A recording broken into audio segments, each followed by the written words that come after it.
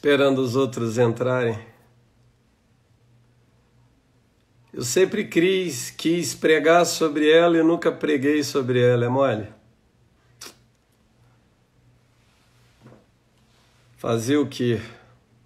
Se aprove a Deus que fosse hoje. Glórias a Deus.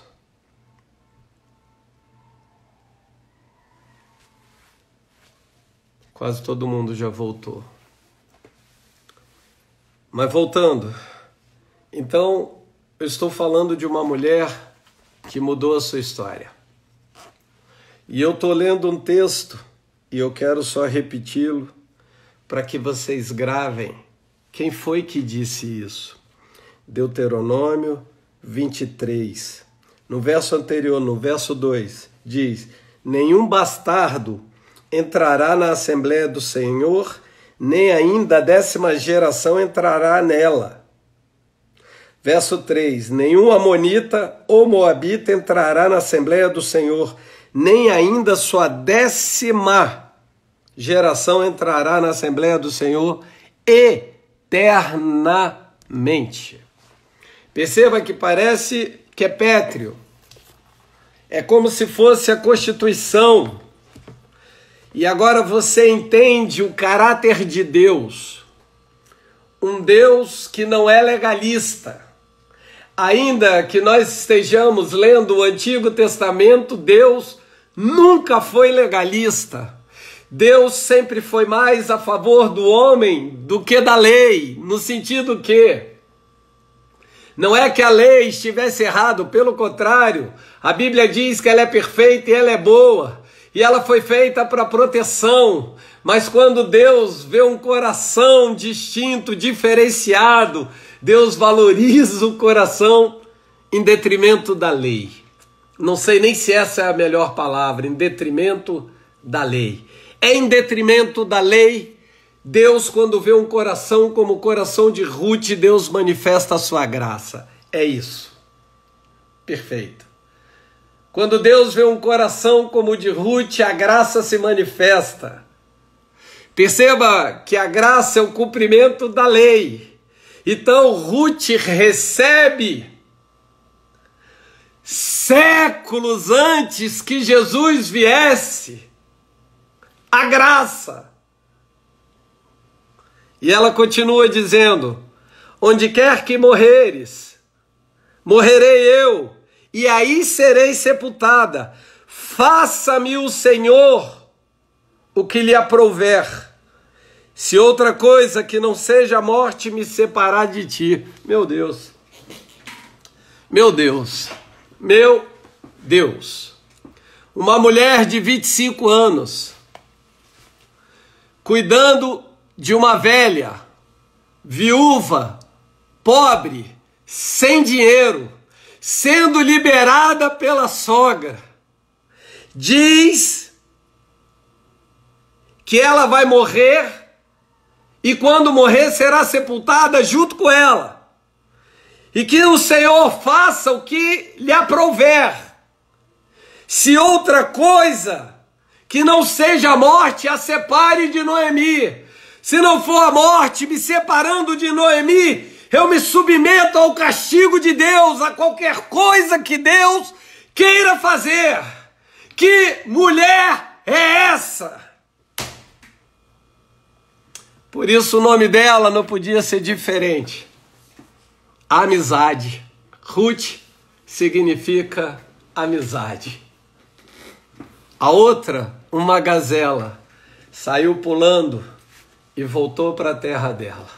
Mas a amizade é para esse tempo e é nesse momento. Enquanto está cheio de urubus, pessoas maquinadas, apontadas, engatilhadas para tomar o dinheiro, porque as pessoas estão em desespero. Esses será feito como disse Ruth, que o Senhor faça segundo o aprouve, e não a nós. O que eu estou dizendo é que seja feita a justiça de Deus. E quando vem a justiça, não se esqueça que junto da justiça vem o juízo. e que para todo mundo, escute, que está se aproveitando dessa calamidade da forma equivocada, que seja todo homem mentiroso e Deus verdadeiro, que venha a ver o manifestado nosso Deus. Agora eu quero caminhar para o fim. Verso 18. Vendo, pois, Noemi que de todo estava resolvida a acompanhá-la, deixou de insistir com ela. Eu vou ter que pular um monte de coisa aqui ou eu continuo amanhã. Ela viu que Ruth não iria desistir, ainda que ela quisesse. Verso 19, escutem. Então ambas se foram, até que chegaram a Belém. Sucederam que, a chegarem ali, toda a cidade se comoveu por causa delas, e as mulheres diziam: não é esta Noemi? Sabe o que eu estou entendendo? Que no passar de 10 anos, que foi o tempo que morreu o marido, e 10 anos que elas ficaram casadas, a transformação da dor na vida dela foi tamanha que as pessoas se surpreenderam quando a viram. Perceba que no verso logo embaixo diz: não me chames mais então de Noemi, chamai-me de Mara. Ela está dizendo, o coração triste enfeia, estraga, apodrece, torna a nossa face não aquilo que somos. Perceba que a face é o reflexo do coração. Porque se o coração está alegre, a face é bela. Eu chamo isso do botox celestial. O coração alegre aformoseia o rosto. O rosto de Noemi estava deformado pela tristeza e pela dor. Por isso o nome dela agora é Mara. Porque grande amargura me tem dado o Todo-Poderoso. Ela estava culpando a Deus de tudo. Eu não sei se a palavra era culpando. Eu acho até que pela conotação ela estava prostrada e se submetendo àquilo que era a vontade de Deus. Ela não estava resmungando, ela estava aceitando aquilo como a vontade de Deus. Eu creio que muitas vezes nós não entendemos quando existem esses movimentos, que é Deus nos empurrando para que possamos nos mover de um lado para o outro. Você saindo desse emprego, indo para outro. Você saindo dessa cadeira sem posicionamento algum para uma cadeira de autoridade. É você saindo de um mar de lágrimas para uma festa regada ao vinho que é o Senhor, transparecendo os sentimentos mais íntimos. É isso, Helena. Ela não estava ali com uma capa, ela não estava com uma vestimenta aonde ela estava disfarçando, ela não estava com uma maquiagem, ela estava completamente exposta àquilo que ela estava vivendo, mas ela estava sendo dobrada, entregue à presença de Deus, e não pontuava a Deus como se Deus fosse mau. Mas ela sabia que de alguma forma aquilo sucedeu sobre ela, pela mão de Deus. Sabe o que eu entendo? Melhor você pensar como Noemi quando você estiver passando seus maus momentos. Porque se você pensar diferente de Noemi, você está dando crédito a outro. Você está dizendo que é o diabo quem controla a tua vida e não o Todo-Poderoso, Senhor da nossa vida. Ela disse: porém o Senhor me fez voltar pobre. Ela estava dizendo que outrora ela era rica. Então as pessoas se assustaram. Não era a madame? Quantos já sofreram isso, esses apontamentos não era madame, não era chique, não era rica, não tinha aquilo, não tinha aquilo outro. Olha agora como está. Eu não sei a forma como estava sendo dito, mas de qualquer que fosse a forma, não era agradável, a ponto dela assumir a amargura do coração dela. Assim então voltou Noemi da terra de Moabe com Ruth, sua nora, a moabita, e chegaram a Belém, no princípio da cega da cevada. Olha que lindo isso. Nesse momento, Deus fez um movimento de levá-los de volta, porque disse Noemi, no capítulo 1, logo no início, que ela ouviu que o Senhor estava dando pão lá em Belém. Então ela voltou para comer do pão, mas agora ela é pobre, não tem dinheiro, não tinha absolutamente nada. Pelo contrário, estava sendo ela desdenhada. Ruth, uma estrangeira e diferenciada, porque ela pertencia a outra raça, ela era uma moabita.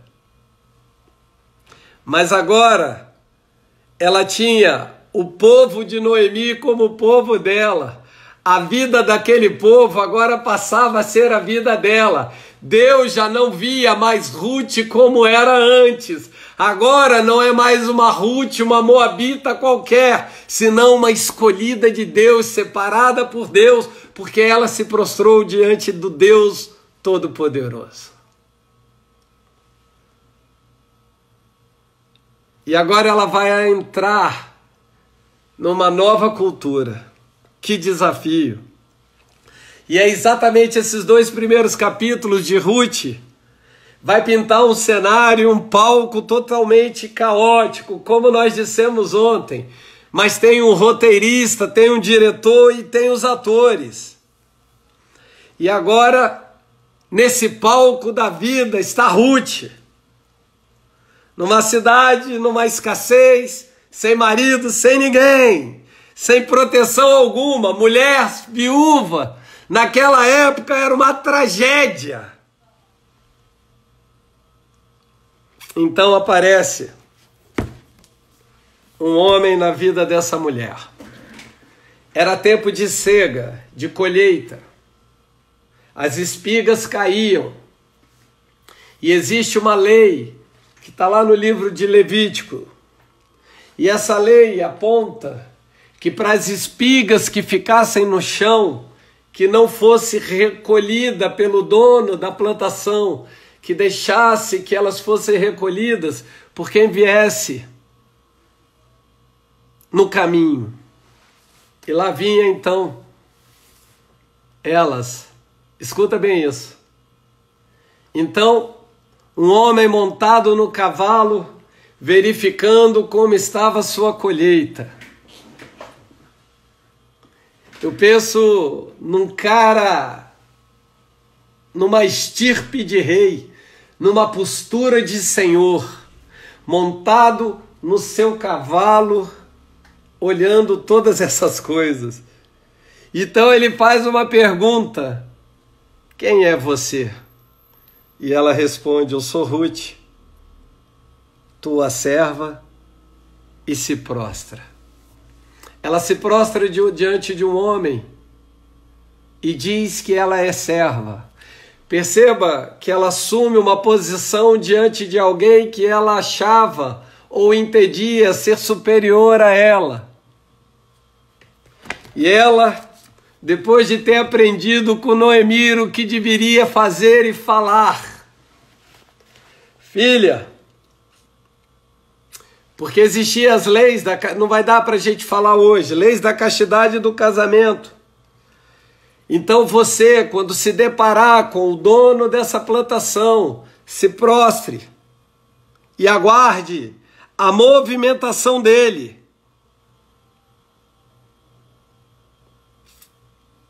E esse homem então a chamou de Ruth, olhou, partiu, foi até um monte onde já havia colhido a cevada, deitou-se sobre ela e lá descansou. Essa menina saiu do seu lugar e se colocou aos pés dele novamente e descobriu a extremidade dos pés dele. Descobriu a extremidade dos pés dele. Deixa eu só passar aqui para o livro.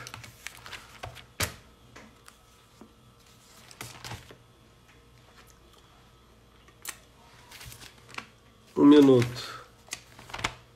Me empolguei e tirei do capítulo. Achei. Quem és tu? Ela respondeu, sou Ruth, tua serva. Estende agora tua capa sobre a tua serva, porque tu és resgatador. Ela reconheceu nele a figura do resgatador, daquele que ia mudar o destino dela, a sorte dela. Disse ele, bendita sejas tu do Senhor, minha filha. Melhor fizeste a tua última benevolência que a primeira, pois não foste após jovens, quer pobres, quer ricos. Agora, pois, minha filha, não tenhas mais medo, receio. Tudo quanto disseste eu te farei, pois toda a cidade do meu povo sabe que és mulher virtuosa. Sabe o que eu quero te dizer aqui? Os estudiosos, os historiadores acreditam que quando Salomão escreve Provérbios 31, ele está descrevendo Ruth, a mulher virtuosa, uma mulher de excelência, de espírito excelência, que não abandona, que trabalha, que arregaça a manga, acorda de madrugada, que serve ao marido, que cuida dos filhos, não é meramente uma dondoca, não há problema algum em ser dondoca, mas a mulher virtuosa, o pictograma dela, a palavra ali é cheio, significa força de um exército militar. Uma mulher virtuosa, ela tem a força de um exército militar. Eu vejo isso em Ruth. E o pictograma, quando eles não escreviam ainda, eles colocavam uns desenhos. E o pictograma da mulher virtuosa é isso. Um olho, uma postura de um homem com os braços levantados em sinal de adoração e uma arma. Uma mulher com uma visão de overview, panorâmica, não uma mulher focada na calamidade, na pobreza, na tristeza, na viuvez, mas uma mulher com uma visão ampliada de que algo poderia acontecer, de que o dia de amanhã seria diferente, uma mulher que tem expectativas e perspectivas, uma mulher que vai além das suas circunstâncias e consegue vislumbrar o futuro, uma mulher que apesar do caos conseguia ver um futuro de glória. Essa é a mulher virtuosa. Então ele disse, ora, é muito verdade que eu sou o seu resgatador. Escuta. Mas ainda outro resgatador há, mais chegado do que eu. Sabe o que ele está dizendo? Mais poderoso do que eu. Mais antigo do que eu. Ele já deveria ser um senhor. Há um resgatador que eu devo honrá-lo. Mas fica-te aqui esta noite. E será que pela manhã, se ele te quiser resgatar, bem está que te resgate, porém se não lhe apraz resgatar-te, eu farei tão certo como vive o Senhor, deita-te aqui até amanhã. Deus está te convidando nessa madrugada, querido, a deitar-te aos pés dele, porque ao amanhecer, virá um resgatador. Eu creio, como disse Boaz, tão certo como vive o Senhor. Se essa palavra está entrando no seu coração, ao amanhecer, é quando as misericórdias se renovam. Ao amanhecer, no meio de uma noite e outra, tem um dia. E eu creio que esse dia de amanhã é um dia com uma expectativa diferente, aonde um resgatador se levantará. E ele, baseado nisso, disse para que ela estivesse ali. Ficou-se, pois, deitada a seus pés, obedeceu. E levantou-se antes que pudessem conhecer um ao outro. Não tiveram relacionamento, porque anteriormente vai falar acerca disso. O que havia Noemi instruído a ela, que não dormisse com o homem. Porque ele disse, não se saiba que veio mulher à eira. Ele estava dizendo, quando você sair, sai nas encolhas para que não saibam que você esteve aqui, porque senão vão falar mal de você. Disse mais, dá-me o manto que tens sobre ti e segura-o. Ela o segurou. Ele o encheu com 6 medidas de cevada, ela pôs nas costas, entrou ela na cidade. Em chegando à casa de sua sogra, esta lhe disse, como se te passaram as coisas, filha minha? Ela lhe contou tudo quanto aquele homem lhe fizera e disse ainda, estas 6 medidas de cevada, ele mas deu e me disse, não voltes para tua sogra sem nada. Perceba que ela voltou sendo honrada por Boaz, mas ela voltou com algo para honrar a sua sogra. Você sempre vai voltar com algo para honrar alguém. Não importa quem seja, mas as pessoas que um dia lhe fizeram bem, volte, nem que seja para dizer muito obrigado. Eu tenho encontrado inúmeros cirurgiões do meu passado. Eu tenho 30 anos de medicina. Há um tempo, 6, 5 anos atrás, eu encontrei um dos cirurgiões que me ensinou a operar. E eu virei para ele e mostrei para ele só esse movimento. Fiz assim. E ele começou a chorar, porque esse era o movimento como ele dava o ponto. Então eu estava dizendo para ele que algo nele me marcou. Quando você volta para honrar alguém, é sinal de gratidão a Deus. A honra é distinguir a pessoa que mudou o seu destino. É sinal de distinção, é a primeira fatia do bolo. É aquele que você gostaria de jogar é aquela que você gostaria de jogar o buquê na mão dela. Isso é distinção. Então lhe disse Noemi, espera, minha filha, até que saibas em que darão as coisas, porque aquele homem não descansará enquanto não se resolver este caso ainda hoje. Eu não disse amanhã, eu disse ainda hoje o resgatador não descansará até que resolva o seu caso. Boaz subiu à porta da cidade, assentou-se ali e esperou que chegasse o resgatador. Chegou o primeiro resgatador, o cara mais poderoso que ele. Então ele disse acerca do que havia acontecido, que entrou na cidade Noemi, aquela que era a esposa de Elimeleque e que tinha vários terrenos, escuta bem isso, e que todas aquelas terras eram de Elimeleque por consequência de Noemi, que havia ficado viúva.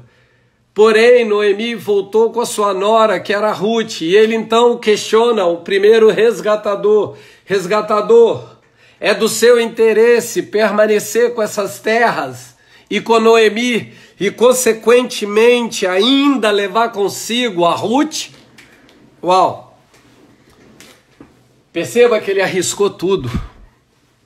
Existem momentos da nossa vida que arriscamos tudo. Colocamos tudo na mesa. É como se fosse um jogo de pôquer. All in. Aposto tudo. Ele apostou tudo, porque ele creu no Senhor. Boaz era temente a Deus. Disse, porém, Boaz: no dia em que tomares a terra da mão de Noemi, também a tomarás da mão de Rute, a moabita, já viúva, para suscitar o nome do esposo falecido sobre a herança dele. Iria tomá-la como sua esposa. Então disse o resgatador: para mim não poderei resgatar, para que não a prejudique a mim. Redime tu, Boaz, o que me cumpria resgatar, porque eu não poderei fazê-lo. Este era outrora o costume em Israel. Quando eles chegavam num acordo, sabe o que eles faziam? Por isso Deus falou assim para Moisés: Moisés, você está em solo santo, tire as sandálias dos teus pés. É baseado nisso que esse texto descreve o que os dois fizeram. Os dois tiraram os seus sapatos e trocaram entre si, como sinal de que estava firmado.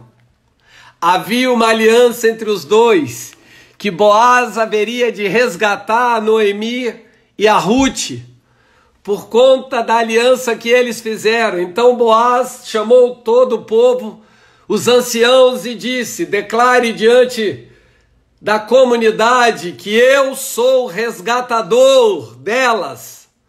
Por conseguinte, a tomo por esposa. Agora, aquela que chegou sem nada na mão, sem ter o que comer, sem ter sequer uma naturalidade. Ela não tinha um passaporte, ela era de outro lugar. Agora ela foi resgatada e colocada diante do povo. Mas Boaz não era qualquer um, era o homem mais rico daquele lugar. Ela sai da miséria e chega no lugar mais alto. Eu não sei se no sonho dela, no melhor de todos os sonhos, ela conseguiria alcançar isto. Mas eu é que sei os pensamentos que faço a vosso respeito, pensamentos de paz e não de mal, para que o fim seja como tu desejares. Agora, Rute dá à luz a um filho, Obed. Uau! Essa história, vocês vão ter que ler ela toda de novo, pelo amor de Deus. Lá no capítulo 4, a Noemi nasceu um filho. Escuta bem, as vizinhas lhe deram o nome dizendo: a Noemi nasceu um filho, e lhe chamaram Obed. Obed significa servo. Este é o pai de Jessé, meu Deus, de uma ninguém que tinha uma sentença de total impossibilidade e que não foi dada por qualquer um, senão por Deus, que jamais uma moabita ou um moabita haveria de estar no meio da comunidade de Israel. Agora ela gera um filho que é Obed, que é o pai de Jessé, que é o pai de Davi, e a genealogia continua.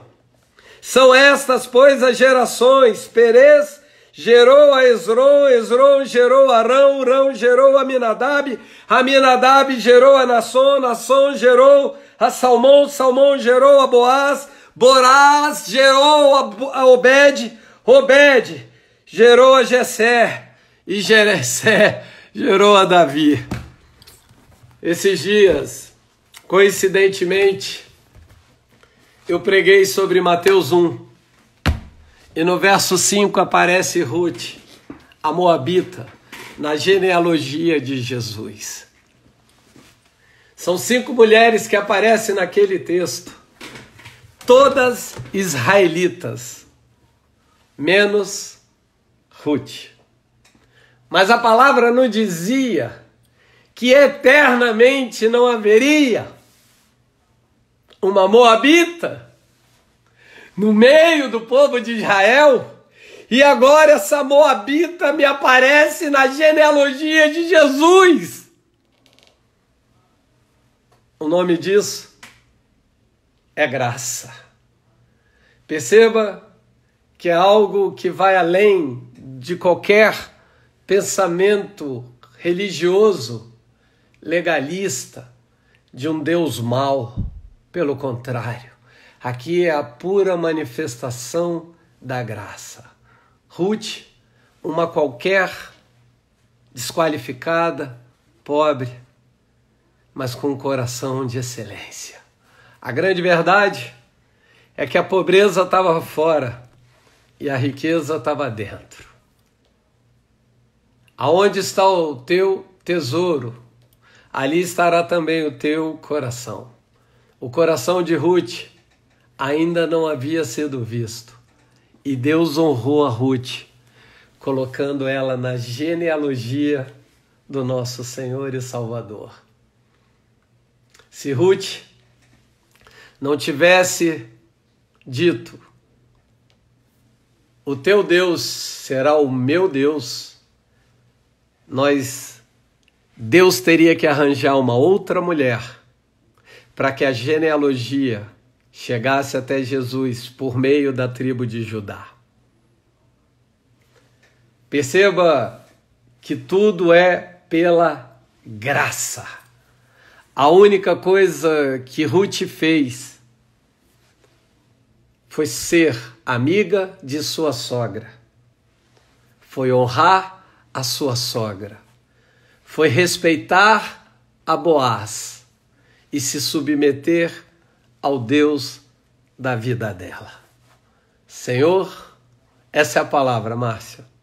Dai-nos um coração de excelência como o de Ruth e como a Bíblia chama Daniel, um homem de excelência, um coração de excelência, alguém que não precisa aparentar. E a propósito, as moabitas eram lindas.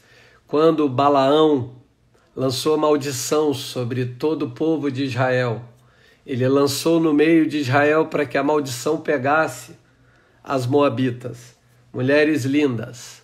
Então, ela simplesmente sai da pobreza para a riqueza, sai da falta de casa para o palácio, sai de serva a senhora, mas nunca mudou o coração que Deus o deu. Aonde tu fores, eu irei. Repete aonde você estiver agora. Senhor, aonde tu fores, eu irei. Eu amo quando o bispo diz, o que for fazer nessa estação, Senhor, não faça sem nós, não faça sem mim. O que tem para fazer nesse tempo, Senhor, não faça sem mim. O teu povo é o meu povo e o teu Deus é o meu Deus. Deixa eu encerrar aqui. Quando você acha o teu povo, você encontra o teu destino. Eu vou repetir. Quando você encontra o seu povo, aquele com quem você se identifica, aquele com quem fala a mesma linguagem, que é a linguagem da palavra, aquele que transmite a verdade, ainda que a vida dele não tenha tantos testemunhos. Pare de olhar para o homem e olhe para Deus. Pare de pontuar o homem e fale com Deus. O que você precisa mudar é a pontuação acerca da imagem daquilo que você vê. Como eu disse ontem, quando você olha para o espelho, você se vê? Se você disser que sim, eu digo para você que não. Quando você olha para o espelho, você vê o que você é hoje, mas não o que você haverá de ser. É só um take, um momento, uma foto do que você será. O que você está vivendo hoje não define o que vai ser amanhã. A circunstância pelo qual está te rondando não vai definir a glória que está vindo amanhã. Porque, como diz a palavra, enquanto este homem, o resgatador, Jesus é o nosso resgatador, amém? Enquanto o resgatador não fizer nada, hoje ele não parará. Eu quero liberar isso na sua vida. Primeiro diz assim comigo: Senhor, para onde tu fores, eu irei contigo. O teu povo, Senhor, é o meu povo. É o povo que se chama pelo teu nome. E o Deus que eu tenho ouvido na tua palavra, o Deus único e verdadeiro, é o meu Deus. Eu abro mão de todo o meu passado moabita. Eu abro mão de toda a minha origem, de toda a minha descendência, de todos os deuses que outrora eu cultuei, de tudo aquilo que outrora eu adorei. Eu abro mão de todo o pensamento que eu vivi no passado. Eu abro mão de todas as minhas atitudes e ações do passado que não se alinham com a palavra do meu Deus, crendo que ainda hoje eu verei o meu resgatador agindo a meu favor, me tirando do nada e me colocando no tudo. Hoje eu quero dar graças por aquilo que já sou, porque eu creio no dia de amanhã. Hoje eu já quero agradecer os milagres de amanhã, os resgates de amanhã. Hoje eu já quero agradecer o que Deus já nos enviou para amanhã. Amanhã será um dia diferente, porque não estamos nos servindo da calamidade, senão nos servindo da graça de Deus. Não somos corvos nem tampouco urubus, somos como as pombas, simples como elas, sagazes como as serpentes. Que essa palavra tenha abençoado você. Hashtag, o seu Deus é o meu Deus. Que essa palavra tenha abençoado a sua vida. Que você receba a unção que estava sobre a vida de Ruth. Leal, fiel, amiga, sincera, verdadeira. Aquela que arriscou a própria sorte, a própria vida. Abriu mão de si mesmo para seguir o destino com aquela o qual ela amava. Perceba que Noemi era a figura de mãe. Por isso Noemi a chamava de filha. Filha. Não podemos abandonar aqueles que um dia nos chamaram de filhos e filhas. Nem os biológicos e nem tampouco espirituais. Porque Noemi não era a mãe biológica dela. Mas o amor genuíno é isso. Deus diz que somos filhos por adoção, com o mesmo amor que Ele tem por Jesus e com a mesma herança. Perceba que não há diferença para aquele que ama com amor ágape, com amor incondicional, com aquele que é o amor de entrega, aquele que é o amor de sacrifício, que é o amor que não se ufana, que não se ensoberbece e que não arde em ciúmes, o amor que tudo suporta, que tudo espera, que tudo crê. Porque quando vier o que é perfeito, tudo que é em parte será aniquilado. Porque hoje, em parte, eu vejo, mas ainda o filme não acabou.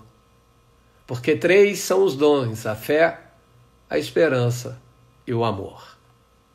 E o maior desses dons é o amor.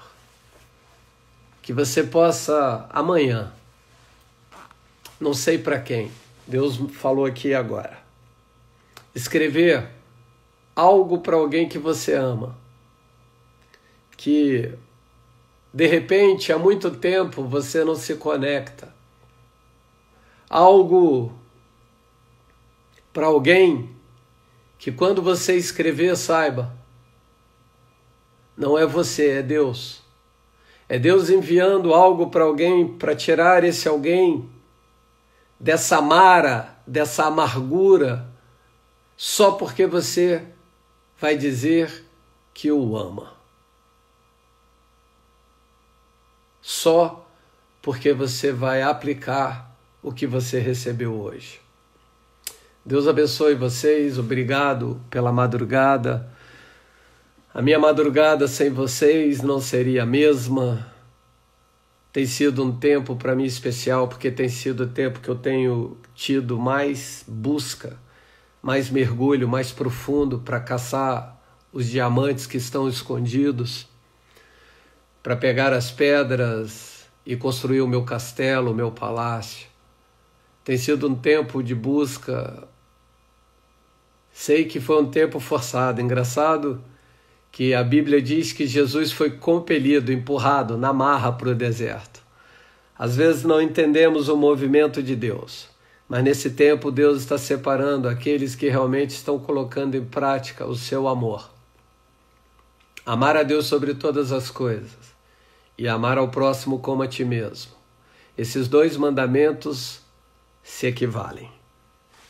Que o amor de Deus, a graça de Jesus e as consolações do Espírito Santo seja sobre você, sobre a sua casa, sobre a sua saúde, sobre a sua vida.